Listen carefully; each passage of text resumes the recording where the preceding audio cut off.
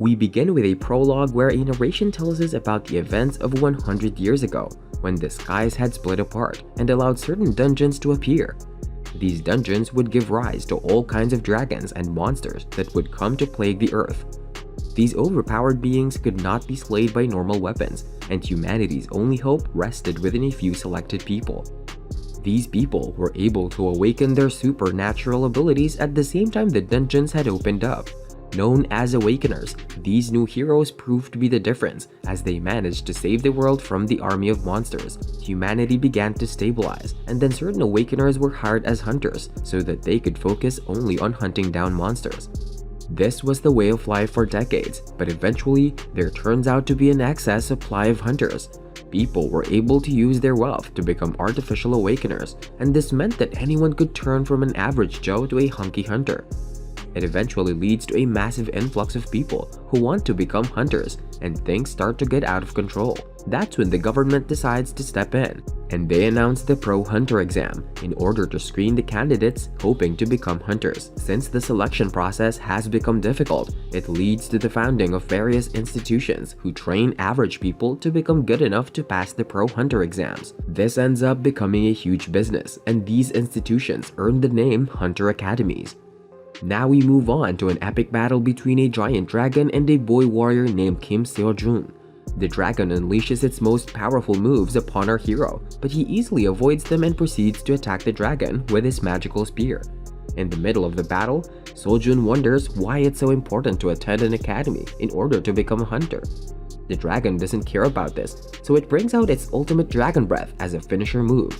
Seo-jun remains unaffected by this as he counters the attack with his spear after visualizing all the different academies and their instructors in his head. Seo-jun unleashes a finisher move of his own and is able to defeat the dragon with ease, after which he states that he will only study in one particular hunter academy. He looks at his phone to see what's next on his schedule, and it appears as if he's using an app called Transcension Academy. The app asks Seo-jun if he wants to register for a lecture, so he readily agrees to it. Now our hero takes us on a trip down to memory lane, where he talks about how he's actually a natural awakener, which makes him a lot more powerful than the others out there. He goes on to explain that he still has to work as a monster transporter because he lost his parents to a mysterious accident and now has to repay their debts. Seo-jun says that he has been transporting hunted monsters for over 9 years now, and his only motivation to do so is to become a monster hunter. He takes a break from work and has a word with his buddies, both of whom are not too keen on Seo-jun's hope of attending a hunter academy. We learn that ever since these academies had been established, a massive gap between the educated and uneducated started to form. This is because even natural awakeners such as Seo-jun need to attend hunter academies to get their stamps of approval. Our heroes take a look at his bank account and is overjoyed to see that he's saved up enough money now to attend a year's worth of classes at a hunter academy, even though it isn't the most prestigious academy in town. It so happens that Seo-jun had actually considered going to the Transcension Academy, which claims to have a completely different set of beliefs and has teachers that are tens of thousands of years old. Our hero goes through some of the ads for the academy and notices one student who says that he went in with no expectations, but believes this was the best decision of his life.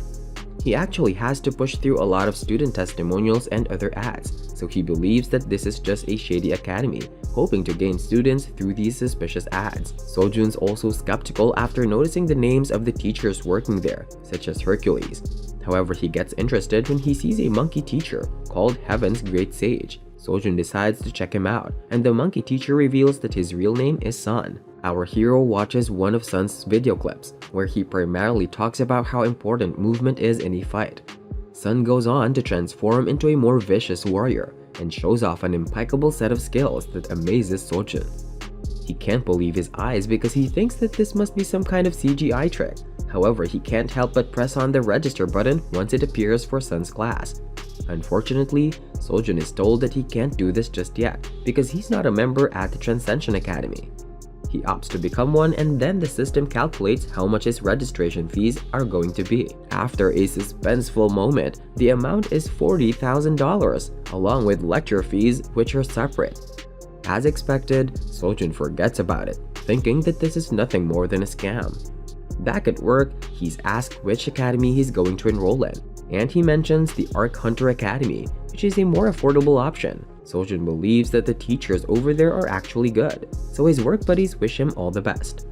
Sojun promises his buddies that if he makes it in life, he won't just let them play with dragons, but also with the skulls of lich monsters. Unfortunately, this conversation is cut short when one of the boards carrying a dead monster breaks and falls upon Sojun. He gets injured, and to make matters worse, his healing powers actually make it worse for him, because his broken bones have now become entangled with his nerves, thus causing his situation to become dire. Sojun's boss refuses to provide the entire amount in workman's compensation to him because he cannot allow word of the mishap to get around and tarnish his company's reputation. This means that Sojun has to pay the surgery bills all by himself. He takes a look at the expenses, which are once again $40,000, which will exhaust all his savings till now. Sojun uses his power to look into the future 9 years from now to see what would happen if he were to spend all his money right now. The sight doesn't look very appealing, so he wonders what to do in order to get out of this messy situation. That's when his phone vibrates and he sees that he's got a notification from the Transcension Academy app. It turns out that the academy is having a super special sale right now, and it calculates Sojun's fees as only $3,000 now, as opposed to the earlier amount. Sojun thinks he should give it a shot because he doesn't have much money in his account right now. However, the cash starts to fly out of his envelope, and then he's immediately turned into a member of the Transcension Academy. Sojun is understandably confused by this, and it doesn't get any easier for him when a little boy pops out of his phone to make an introduction. The little boy introduces himself as Mentor, who is also supposed to be Sojun's mentor for his course. Our hero feels like he's bumped his head because Mentor's name is a bit too on the nose. But then he learns that Mentor's first student was the Greek god Odysseus. This reassures Sojun a bit, and then Mentor states that his job is to help him transcend the limits and boundaries of his race. Sojun is puzzled by the use of this word, so he confirms with Mentor that Transcended and Hunters are different categories of Awakeners. Mentor says that there's no comparison to be made between the two, because Transcended are powerful enough to knock down Hunters, just with the use of their fingers. Now, he asks Sojun to fill out an online survey form for him, asking for his preference and the type of Transcendent he wants to become. Out of the options presented to him, our hero chooses the combat option, and then the phone lights up. However, the second question puts him in a spot because he has to choose his current skill level, which is something he doesn't know yet. Mentor tries to help him understand his powers, but quickly learns that Sojun doesn't have any god-level powers and is just a simpleton. Regardless, he says that the Transcension Academy will never kick out a member, so he pushes our hero to complete the survey, which ends up being 108 questions long. Sojun is relieved that this torture is finally over, and then Mentor figures that he should use a spear as his weapon of choice. He initially thinks of telling our hero to take lectures from Heaven's Great Sage, but that course is way too advanced for him. Mentor checks through the available instructors and remembers that Sojun is actually troubled mentally as well. Using this information, he suggests Lord Buddha as our hero's first instructor.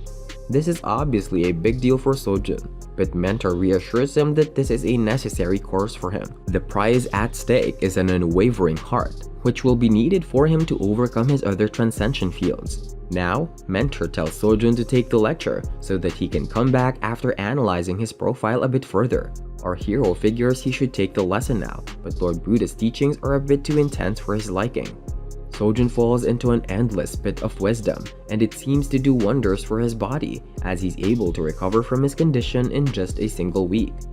The doctor hasn't seen anything like this, but still advises Sojun to stay for another week.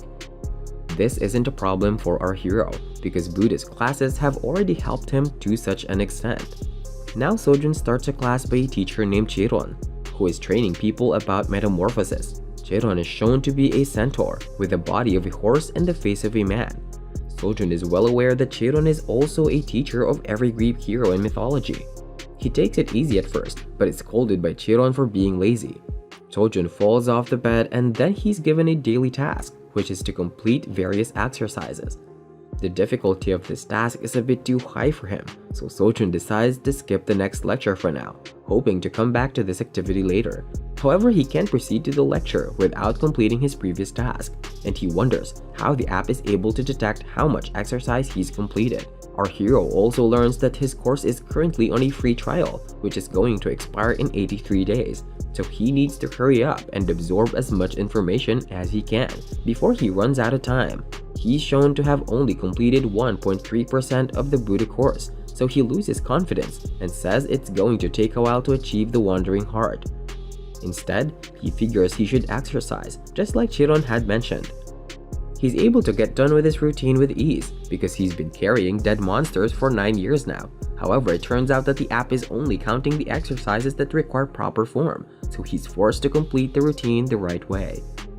It's a long and arduous struggle, filled with push-ups, pull-ups, squats, and even running exercises. Even though Sojun completes it, he feels that he can't do this anymore. He hilariously rolls along the floor, crying in anguish, and the kid points out to his weird movements as well. However, he eventually follows the routine and becomes much fitter, as is pointed out by an amazed granny a few days later. Now, the news talks about a monster behemoth and how it had woken up from a deep slumber after being accidentally transported here. It turns out that the monster moving company actually thought that the monster was dead, which was what led to this unfortunate situation in the first place. Luckily, the monster is taken down by a hunter cadet who's a student of the Gowan Academy.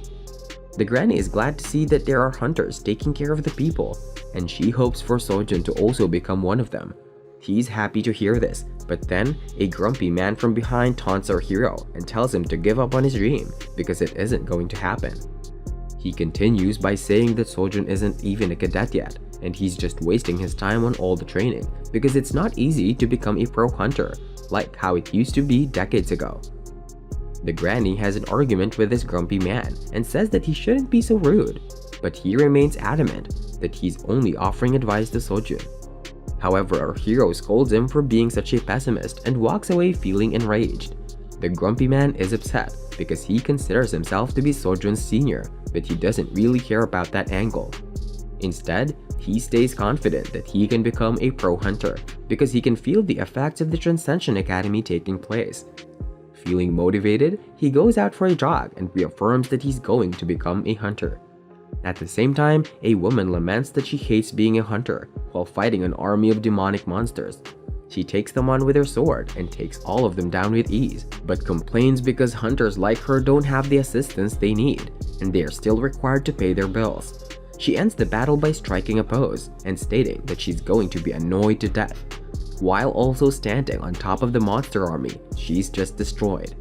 The end. Like, share, and subscribe for more amazing content. See you soon.